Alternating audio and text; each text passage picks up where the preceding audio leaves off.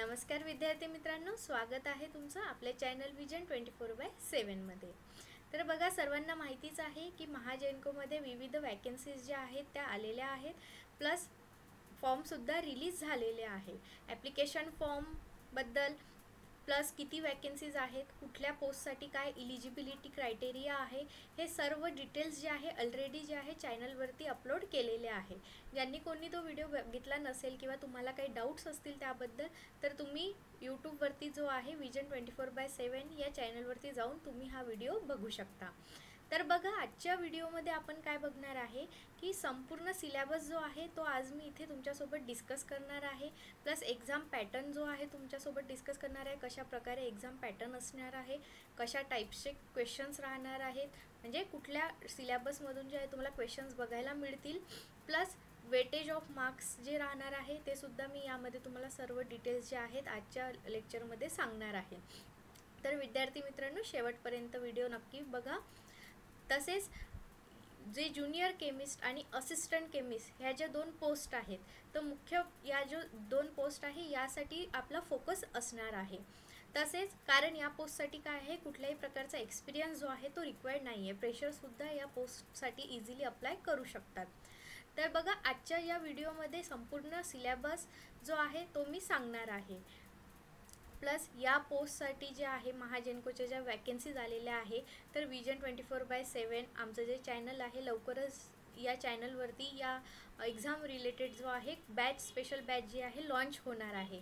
तर जे कोणी या एक्झामसाठी अप्लाय करत असेल किंवा जे या एक्झामला बसणार आहे आणि त्यांना संपूर्ण जे आहे तयारी सुरू करायची आहे त्यांच्या एक्झामसाठी, तर आमच्या ॲपवरती जे आहे तुम्ही प्ले स्टोअरवरून आधी ॲप जो आहे विजन 24/7 डाउनलोड करा।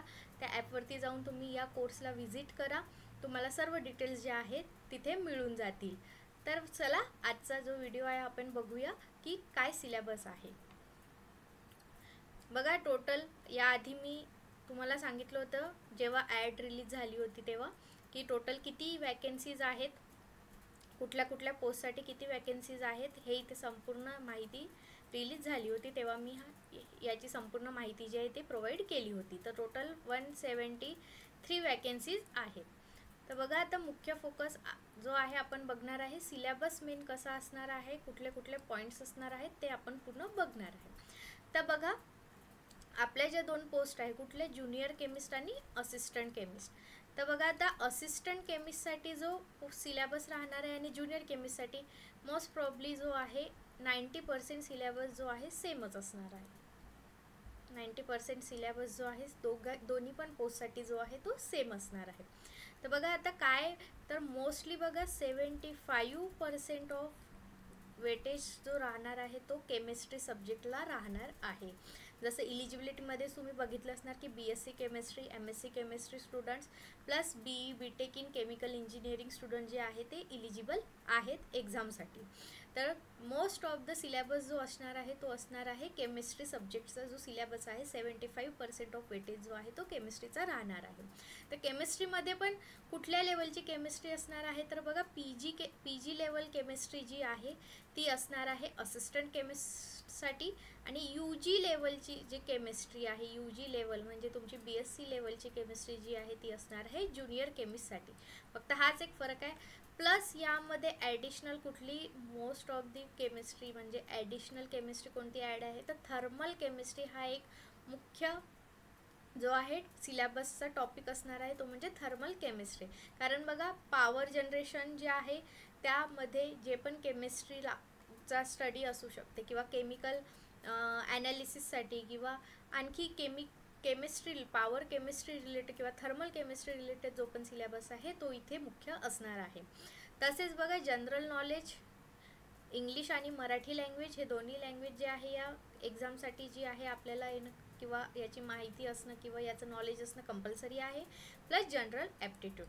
तर बघा, आता वेटेज मार्क्सचं कसं वेटेज आहे, तर 120 मार्क्स जे आहेत तुम्हाला राहणार आहे कशासाठी, तुमच्या टेक्निकल सिलेबससाठी जे आहे 120 मार्क्स जो आहे तुमच्या टेक्निकल सिलेबसच्या रिलेटेड जे आहे ते 120 मार्क्स असणार आहेत। बघा, एक्झाम जी आहे दोन पार्टमध्ये डिवाइड आहे। कुठल्या, पार्ट 1 राहणार आहे तुमचा टेक्निकल पार्ट आणि पार्ट 2 राहणार आहे नॉन टेक्निकल. ठीक आहे, पेपर एकच राहणार आहे बट सिलेबस जो आहे तो 2 पार्ट्समध्ये डिवाइड केलेला आहे. ओके, तर बघा आता टेक्निकलमध्ये तुमचा जो राहणार आहे सब्जेक्ट बेस्ड जे आहे क्वेश्चन्स असणार आहे. सब्जेक्ट बेस्ड म्हणजेच की तुमचं केमिस्ट्री रिलेटेड, आणि नॉन टेक्निकल म्हणजे की हे 3 point, general knowledge, general aptitude आणि लँग्वेजेस इंग्लिश आणि मराठी. तर बघा नॉन टेक्निकल पार्ट असणार आहे तुमचा 60 मार्क्सचा टोटल. ठीक आहे, तर बघा दोन्हीही जे पार्ट्स आहेत ते इक्वली इम्पॉर्टंट आहे, कारण कट ऑफ जो आहे तो बऱ्यापैकी हायच लागतो या एक्झामचा. तर बघा आता यावेळेस जे आहे एक्झाम जी कंडक्ट करणार आहेत ते कोण कंडक्ट करणार आहे, तर IBPS जी आहे ते एक्झाम कंडक्ट करणार आहे. TCS लेवलचे एक्झाम जे असतात किंवा TCS पॅटर्न क्वेश्चन जे असतात ते थोडे इझी टू मॉडरेट लेवलचे क्वेश्चन्स राहतात, बट IBPS जे आहे ते मॉडरेट टू हाय लेवल किंवा डिफिकल्ट लेवलचे क्वेश्चन्स राहतात. म्हणजेच की स्टडी जो आहे तो थोडा डीपमध्ये करावं लागणार आहे. तर बघा प्लस या एक्झामसाठी जे आहे निगेटिव्ह मार्किंग नसणार आहे. हा एक प्लस पॉईंट आहे यामध्ये की नो निगेटिव्ह मार्किंग. ठीक आहे, तर हा एक प्लस पॉईंट झाला आहे. तर बघा आता आपण डिटेलमध्ये बघणार आहे की केमिस्ट्रीमध्ये पण मुख्य कुठले कुठले टॉपिक्स जे आहे आपल्याला कव्हर करायचे आहेत. तर बघा आता केमिस्ट्रीमध्ये जे आहे मुख्य प्रकारे केमिस्ट्री जी आहे तुमची कुठली केमिस्ट्री, तर ऑर्गॅनिक केमिस्ट्री प्लस इनऑर्गॅनिक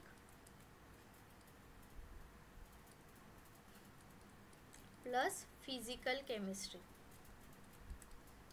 ही जी आहे तुमची जी आली, हे 3 टॉपिक जे आले ते मुख्य केमिस्ट्रीचे जे आहेत टॉपिक्स. यामध्ये पूर्ण जे मी इथे डिटेलमध्ये टॉपिक्स जे आहेत हे सर्व ऑर्गॅनिक, इनऑर्गॅनिक आणि फिजिकल केमिस्ट्री रिलेटेड जे आहेत टॉपिक्स दिलेले आहेत डिटेलमध्ये. प्लस या व्यतिरिक्त जी राहणार आहे तुमची थर्मल केमिस्ट्री,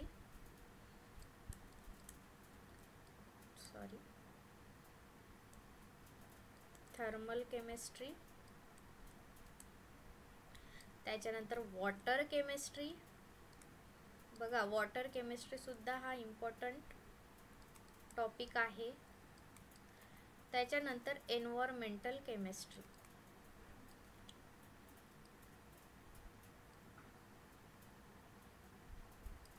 हे 3 टॉपिक सुद्धा जे आहे इम्पॉर्टंट असणार आहेत. कशामध्ये, टेक्निकल पार्टमध्ये जे आहे. म्हणजे टोटल काय, तर chemistry plus thermal chemistry, water chemistry आणि एन्व्हायरमेंटल केमिस्ट्री हे जे टॉपिक्स आहेत मुख्य आपल्याला या सब्जेक्ट्सचं किंवा या टॉपिक्स रिलेटेड सर्व जे सब टॉपिक्स आहे किंवा डिटेल स्टडी आहे आपल्याला करावं लागणार आहे. तर बघा आता टॉपिक्समध्ये बघा आता ऑर्गॅनो मेटॅलिक केमिस्ट्री हा एक इम्पॉर्टंट टॉपिक आहे. त्यामध्ये आपल्याला काय काय स्टडी करायचं आहे ते सब पॉईंट्स जे आहेत मी सर्व इथे मेन्शन केलेले आहे. जसं की study of compounds containing metal carbon bonds, classification and nomenclature of organometallic compounds, mechanism of organometallic reaction आणि ॲप्लिकेशन अँड ऑल. त्याच्यानंतर स्टिरिओ केमिस्ट्रीमध्ये काय बघतो आपण, ऑप्टिकल ॲक्टिव्हिटी ऑफ कंपाऊंड्स, त्याच्यानंतर enantiomerism, geometrical isomerism of alkenes किंवा cyclic compounds, non cyclic compounds. त्याच्यानंतर stereochemical ॲनालिसिसच्या जेव्हा मेथड्स असतात ते सर्व जे टॉपिक्स आहेत हे स्टिरिओ केमिस्ट्रीच्या अंडरमध्ये आपल्याला स्टडी करायचे आहे. त्याच्यानंतर स्पेक्ट्रोस्कोपी, तर ही काय आहे, ही ॲनालिटिकल टेक्निक्स आहे. स्पेक्ट्रोस्कोपी टेक्निक जी आहे ही one of the analytical technique आहे. तर यामध्ये आपल्याला सर्व टाईपच्या स्पेक्ट्रोस्कोपी मेथड्स ज्या आहेत त्या बघायच्या आहेत. तसेच बायो इनऑर्गॅनिक केमिस्ट्री, त्याच्यानंतर वॉटर टेक्नॉलॉजी. तर बघा वॉटर टेक्नॉलॉजीज हा कशाच्या अंडरमध्ये राहते तुमचा, तर वॉटर केमिस्ट्रीच्या अंडरमध्ये जो आहे हा टॉपिक येतो तुमचा. तसेच नेक्स्ट टॉपिक बघा थर्मल मेथड्स. थर्मल मेथड्स म्हणजे हे सर्व जे आहे ॲनालिटिकल केमिस्ट्री किंवा इन्स्ट्रुमेंटल केमिस्ट्री आपण म्हणू शकतो.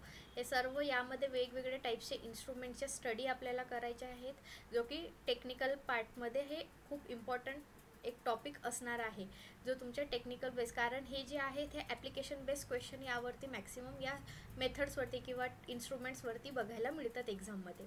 त्याच्यानंतर क्वांटम केमिस्ट्री, त्याच्यानंतर थर्मोडायनामिक्स हा सुद्धा एक इम्पॉर्टंट टॉपिक आहे. त्याच्यानंतर ॲनालिटिकल केमिस्ट्रीमध्ये जे सर्व टॉपिक्स कवर होतात, analytical techniques, sample method, sampling methods किंवा सॅम्पल प्रिपरेशन अँड ऑल हे सर्व. त्याच्यानंतर कॅलिब्रेशन ऑफ इन्स्ट्रुमेंट कसे राहतात, व्हॅलिडेशन ऑफ इन्स्ट्रुमेंट कसे करतं, ॲनालिटिकल इन्स्ट्रुमेंट्स हँडलिंग कसं राहते, हे सर्व जे आहे बेसिक ॲनालिटिकल केमिस्ट्रीमध्ये आपण सर्व पार्ट जो आहे तो इथे बघणार आहोत. हे मी सर्व जे टॉपिक्स इथे सांगत आहे तुम्हाला, हे ब्रीफमध्ये तुम्हाला जे आहे सिलेबसचं इंट्रोडक्शन करून देत आहे, की जेणेकरून तुम्हाला आयडिया येईल की नेमकं तुम्हाला कुठल्या टॉपिक्सवरती स्पेसिफिकली जे आहे फोकस करायचं आहे. ठीक आहे. आणि हे सर्व टॉपिक जे मी ते सांगत आहे डिटेलमध्ये जे आहे, जो कोर्स लॉन्च होणार आहे आमच्या चॅनलवरती त्यावरती सर्व टॉपिक्स जे आहेत खूप चांगल्या प्रकारे तुम्हाला डीपमध्ये शिकवल्या जाणार आहे. प्लस या टॉपिक्सवरती सर्व तुम्हाला नोट्ससुद्धा मिळतील. प्लस PYQs MCQ प्रॅक्टिस सेशनसुद्धा जे आहे कोर्समध्ये संपूर्ण तुम्हाला जे आहे प्रोव्हाइड होणार आहे. त्याच्यानंतर बघा नेक्स्ट टॉपिक जे आहेत आपले रिॲक्शन मेकॅनिझम्स, म्हणजेच की ऑर्गॅनिक केमिस्ट्रीमध्ये जे पण आपण ऑर्गॅनिक कंपाऊंड्स त्याचे रिॲक्शन्स वगैरे जे ते रिॲक्शन्स आपण बघतो, वेगवेगळे कंपाऊंड जेव्हा रिॲक्ट होतात तर काय फॉर्म होतं, किंवा काय रिॲक्ट झाल्याने, काय रिॲक्शन झाल्याने काय कुठली एनर्जी रिलीज होते किंवा ॲब्सॉर्ब होतं, कशा प्रकारे त्यांचं जे मेकॅनिझम राहतं ते सर्व जे आहे आपण यामध्ये बघणार आहे. नंतर केमिकल कायनेटिक्स पूर्ण जे आहे केमिकल कायनेटिक्समध्ये आपण बघतो की रेट लॉज आणि रेट कॉन्स्टंट जे राहतात, त्याच्यानंतर डिटरमाइनिंग रिॲक्शन ऑर्डर, हे सर्व जे आहे आपण केमिकल कायनेटिक्समध्ये जे आहे बघणार आहे. त्याच्यानंतर इलेक्ट्रोकेमिस्ट्री, ग्रॅव्हिमेट्रिक अँड टायट्रोमेट्रिक ॲनालिसिस, म्हणजेच काय ह्यासुद्धा एक ॲनालिसिसच्या मेथड्स राहतात ज्या आपण यूज करतो कशासाठी, कुठला कंपाऊंड डिटेक्ट करण्यासाठी किंवा कुठला कंपाऊंड फॉर्म करण्यासाठी. तर ह्या सर्व ज्या टेक्निक्स आहेत ह्या सर्व आपण बघणार आहे.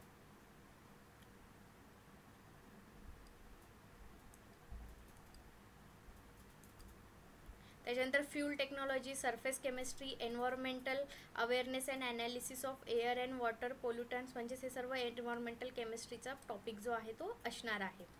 प्लस हे जे टॉपिक्स आहेत हे झाले तुमचे सर्व जे आहे टेक्निकल पार्टमध्ये. आता नॉन टेक्निकलमध्ये मुख्य प्रकारे कुठल्या टाईप्सचे टॉपिक्स तुम्हाला, जसं की लॉजिकल रिझनिंग असणार आहे, त्याच्यानंतर verbal ability and objective English and Marathi, म्हणजे इंग्लिश आणि मराठी, ग्रामर, सिनोनिम्स, ॲनोनिम्स ह्या दोन्ही लँग्वेजमध्ये जे पण राहतात टॉपिक्स हे सर्व आपल्याला या लँग्वेज सेक्शनमध्ये कवर करायचे आहे. लॉजिकल रिझनिंगमध्ये जसं कोडिंग डिकोडिंग आहे, त्याच्यानंतर order and ranking, sense of direction, non verbal reasoning वगैरे जे आहे ते आपण लॉजिकल रिझनिंग, हे सर्व जो आहे तुमचा ॲप्टिट्यूडचा, जनरल ॲप्टिट्यूडचा जो आहे हे टॉपिक्स आहेत. त्याच्यानंतर क्वांटिटेटिव्ह ॲप्टिट्यूड, म्हणजे त्याच्यात basic maths, number system, percentage, average, ratio, mixture, Venn diagram वगैरे, टाईम अँड वर्क रिलेटेड जे न्यूमेरिकल्स राहतात त्या टाईपचे जे क्वेश्चन्स आहेत ते नॉन टेक्निकलमध्ये जे आहे आपण सर्व जे आहे हे टॉपिक्स येतात. तर बघा आता मी एक ब्रीफ तुम्हाला आयडिया दिली आहे की कुठल्या प्रकारचे टॉपिक्स मेन तुम्हाला फोकस करायचं आहे. आणि हे जे मी टॉपिक्स आता तुमच्यासमोर डिस्कस केलेले आहेत हे सर्व टॉपिक जे आहे कोर्समध्ये संपूर्ण कवर होणार आहेत. आमच्या चॅनलवरती जे आहे यावरती तुम्हाला डेमो लेक्चरसुद्धा मिळतील. जर तुम्हाला ते आवडले तर तुम्ही चॅनलला जे आहे चॅनलवरती जाऊन तुम्ही या कोर्सला जे आहे जॉईन करू शकता. तसेच आमच्या या बॅचमध्ये तुम्हाला या व्यतिरिक्त करंट अफेअर्सच्या नोट्ससुद्धा मिळणार आहे. तर ज्यांना कोणाला हे एक्झामसाठी प्रिपेअर करायचं आहे त्यांनी आजच आमच्या ॲपला प्लेस्टोरवरून डाउनलोड करा, या कोर्सला व्हिजिट करा आणि आजच कोर्सची संपूर्ण माहिती घेऊन कोर्सला जॉईन करा. लवकरच जे आहे या एक्झामसाठी जी या पोस्टसाठी जी आहे बॅच जी आहे सुरू होणार आहे. तर विद्यार्थी मित्रांनो, आय होप की तुम्हाला जे आहे एक बेसिक आयडिया मिळाली असेल की तुम्हाला कशा प्रकारे जो आहे अभ्यास करायचा आहे, कुठले टॉपिक्स जो आहे स्पेसिफिकली तुम्हाला स्टडी करायचे आहेत आणि कुठल्या टॉपिक्सवरती मेन तुम्हाला फोकस करायचा आहे. मेनली जो आहे जसं मी आधीच सांगितलं की तुम्हाला मेनली टेक्निकल पार्टवरती मॅक्सिमम फोकस करायचा आहे, कारण तो जो आहे अराऊंड 75% जे आहे तुमचं वेटेज जे आहे मार्क्सचं ते तुमच्या टेक्निकल पार्टवरूनच आहे. बघा आमच्या या बॅचमध्ये तुम्हाला संपूर्ण जे आहे 5 टीचर्स असणार आहे जे वेल क्वालिफाईड आहेत, ज्यामध्ये MSc केमिस्ट्रीची स्पेशल फॅकल्टी आहे जे PhD पण करत आहेत, ज्याच्यात त्यांचं नेट आणि सेट दोन्ही जे आहे क्वालिफाय झालेलं आहे. प्लस त्या व्यतिरिक्त जनरल ॲप्टिट्यूड, रिझनिंग म्हणजे जो की तुमचा नॉन टेक्निकल पार्ट जो आहे त्यासाठी सुद्धा जे आहे फॅकल्टी वेल क्वालिफाईड फॅकल्टी अवेलेबल आहे. तर विद्यार्थी मित्रांनो, वेळ न घालवता जे आहे तुमची प्रिपरेशन सुरू करा, कारण ही एक सुवर्ण संधी आहे सर्व BSc MSc कॅन्डिडेटसाठी स्पेशली, की ॲज अ फ्रेशरसुद्धा तुम्ही या पोस्टसाठी जे आहे अप्लाय करू शकता विदाऊट एनी एक्सपिरियन्स. तर चांगला अभ्यास करा आणि मे बी एक्झाम जी आहे तुमची जूनमध्ये जी आहे कंडक्ट होण्याची शक्यता आहे. तर तुमच्याकडे 3 महिने आहे, 3 महिन्यामध्ये खूप काही आपण कवर करू शकतो. तर आय होप की तुम्हाला आजचा व्हिडिओ जो आहे तो आवडला असेल.